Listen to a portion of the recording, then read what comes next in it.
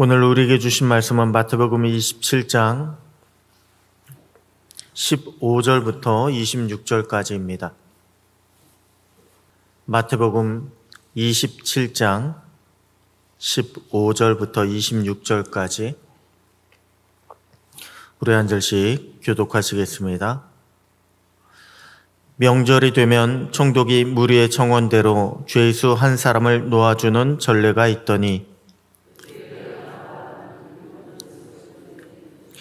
그들이 모였을 때 빌라도가 물어 이르되 너희는 내가 누구를 너희에게 놓아주기를 원하느냐 바라바냐 그리스도라 하는 예수냐 하니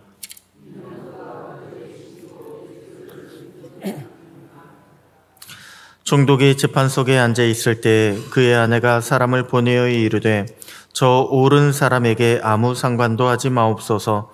오늘 꿈에 내가 그 사람으로 인하여 애를 많이 태웠나이다 하더라.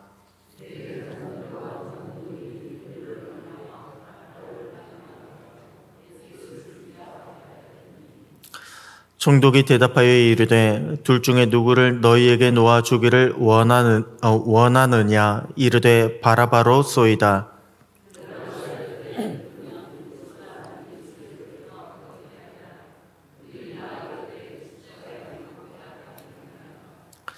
빌라도가 이르되 어찌미냐 무슨 악한 일을 하였느냐 그들이 더욱 소리질러 이르되 십자가에 못 박혀야 하겠나이다 하는지라.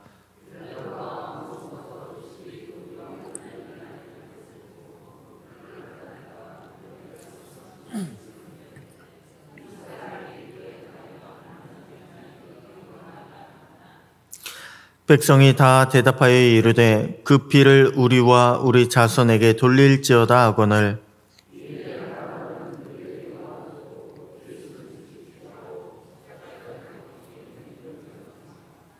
아멘. 할렐루야.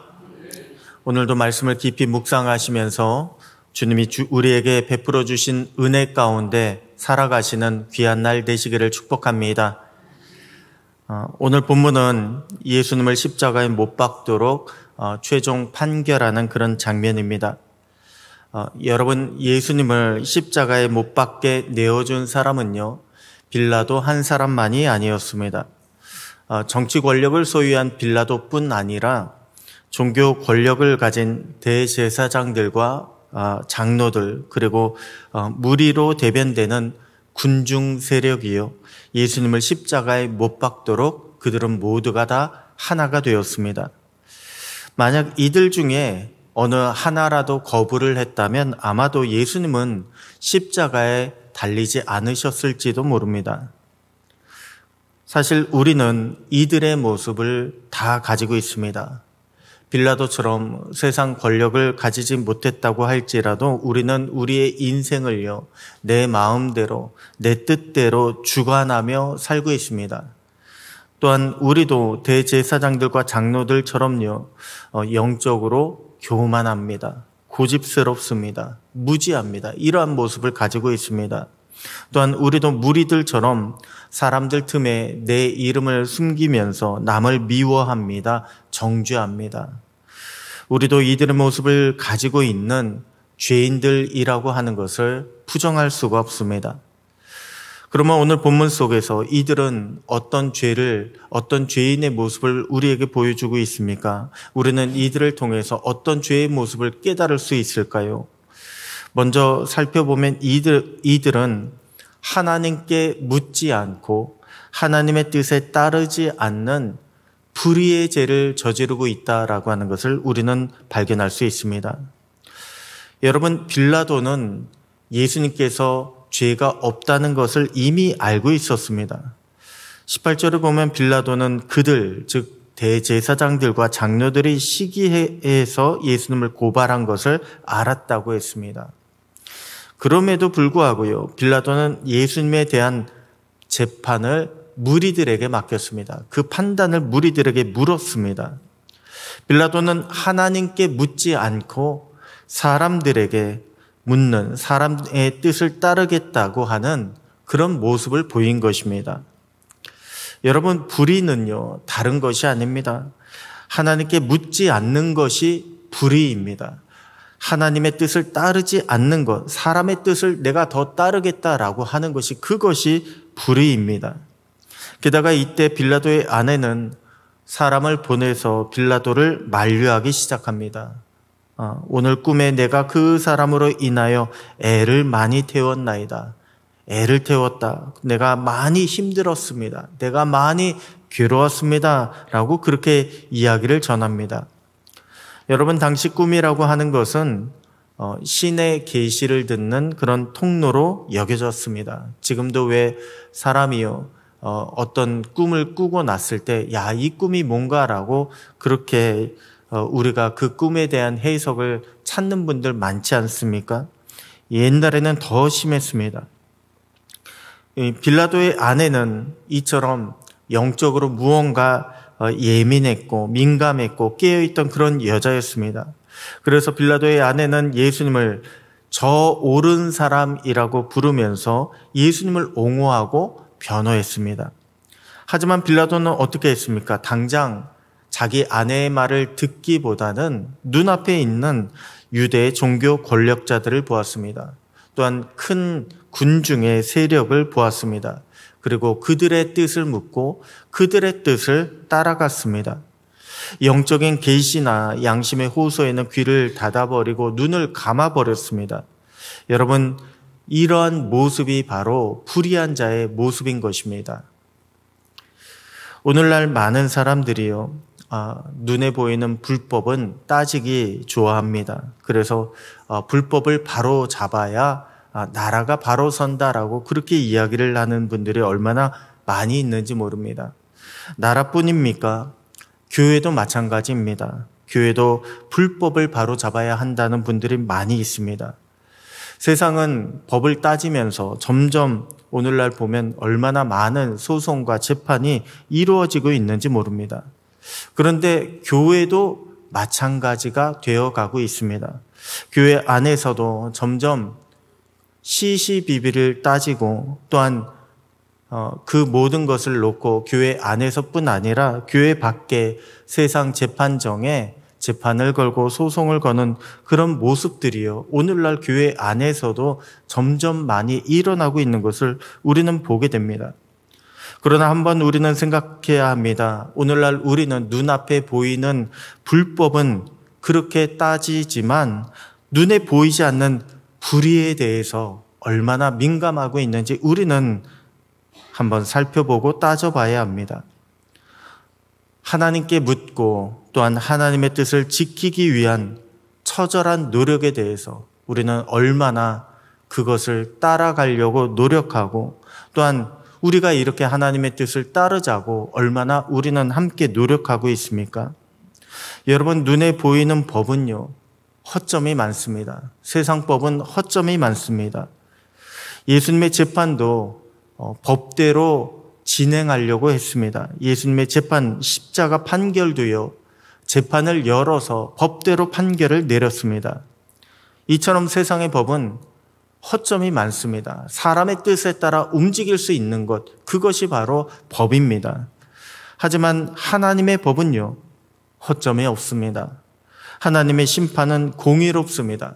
하나님의 심판은 완전합니다.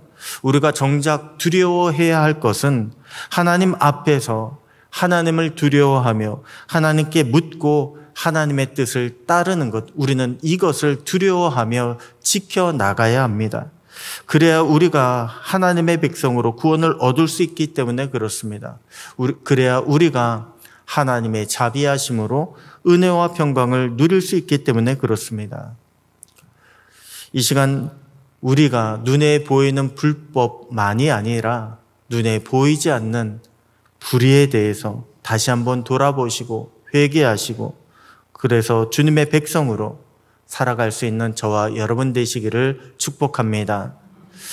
다음으로 본문은 예수님의 재판을 통해서 우리의 어떤 죄를 보여주고 있을까요? 본문은 악한 모의에 참여하고 있는 죄인된 우리의 모습을 보여주고 있습니다. 여러분, 빌라도는 예수님이 18절에 그들의 시기로 재판에 넘겨졌다는 것을 알았다고 했습니다. 20절 보니까 대제사장들과 장로들은 사전에 무리와 모의를 했습니다. 유월절 특별 사면 대상으로 예수님 대신에 바라바를 선택하자 이렇게 모의를 했습니다. 성전을 모독한 예수를 우리가 십자가에 못 박아야 되지 않겠느냐 이렇게 사전에 모의를 했습니다. 그렇게 모의를 하고 빌라도의 재판에 참여하고 나니까 재판이 어떻게 됐습니까? 그들의 뜻대로 이루어졌습니다. 여러분, 우리가 짓는 죄의 상당수는요, 모의에서 출발합니다. 우발적으로 일어난 죄 같아도 많은 범죄가 사실 우리의 마음 가운데 수차례 그 우발적으로 저지른 죄에 대해서 상상을 하고 죄의 유혹을 찾아오고 할까 말까 내 속에서 얼마나 많은 그런 모의를 저지렀는지 모릅니다. 여러분, 사람과 사람끼리 만나서 이야기해야만 모의가 아닙니다. 우리 자신도 우리 속에서 죄를 상대로, 시험을 상대로 여러 번 이야기하고 내가 이렇게 할까 말까 모의를 하는 그런 모습들도 있다는 것을 우리는 분명히 알아야 합니다. 그렇게 내가 내 속으로 모의하잖아요. 그러면 다들 그렇게 생각하겠지. 나만 그런 게 아니겠지라고 죄에 대한 경계심이 풀어질 수밖에 없습니다. 모의는 항상 하면 할수록 내가 원하는 그 뜻대로 따라가게 되어 있습니다. 대중 심리가 작용하게 되어 있습니다. 그렇게 되면 죄에 대한 하나님의 말씀보다 사람의 뜻, 그 유혹의 말을 따라서 이성적인 판단을 잃어버리기 쉽습니다. 죄에 대한 자제력을 놓쳐버릴 수가 있습니다. 성경은 우리에게 말씀하시기를 악한 모의나 행악자의 집회에 참여하지 말라고 그렇게 말씀하고 있습니다. 그곳에 가면 그들의 말을 들을 수밖에 없습니다. 그들의 말을 들으면 영향을 받을 수밖에 없습니다. 시험에 빠질 수밖에 없습니다. 엊그제 예수님께서 예루살렘에 입성하실 때 환호하던 무리가 하루아침에 바뀌게 된 것도요, 행악자들의 모임에 참석을 했기 때문에 그렇습니다. 그들의 말을 듣고 영향을 받았기 때문에 그렇습니다. 우리는 항상 우리에게 찾아오는 그 모든 모의에 대한 유혹을 물리칠 수 있어야 합니다. 마지막으로 본문은 우리의 고집된 모습, 완악한 죄에 대해서 보여주고 있습니다. 빌라도는 무리에게 예수님이 무슨 악한 일을 저질렀느냐 이렇게 물어봤을 때 그때 사람들은요, 거기에 대해서 대답하지 않았습니다. 그저 더욱 소리를 크게 지르면서 예수님을 십자가에 못 박으라고 그렇게만 이야기했습니다. 빌라도가 결국 그들의 손을 들어주었습니다. 그러면서 나는 무죄하니 너희가 당하라 라고 이야기합니다. 그런데 무리들은요, 놀랍게도 그 피를 우리와 우리 자손들에게 돌리라고 그렇게 이야기합니다. 여러분, 얼마나 무지합니까? 예수님을, 죄 없으신 예수님을 십자가에 못 박으면서 그 피를 우리뿐 아니라 우리의 자손들에게 돌리라고 이야기한 이들의 모습이 얼마나 무지하고 또한 얼마나 완악합니까? 성경은 너무도 많이 우리의 고집에 대해서 경고하고 있습니다. 우리가 얼마나 완악한지를 우리에게 가르쳐주고 있습니다. 그런데도 사람들은 점점 듣지 않습니다. 점점 주님을 두려워하지 않고 있습니다. 예수님의 재판에서 무리들의 극단적인 그런 모습이 바로 오늘 우리 가운데도 있음을 부정할 수가 없습니다. 우리도 혈기에 사로잡히게 되면, 우리도 한번 내 고집에 사로잡히게 되면 우리도 끝까지 가야 된다, 내가 끝장을 보고 말겠다라고 하는 그런 완악한 죄인의 모습이 얼마나 많이 있는지 모릅니다.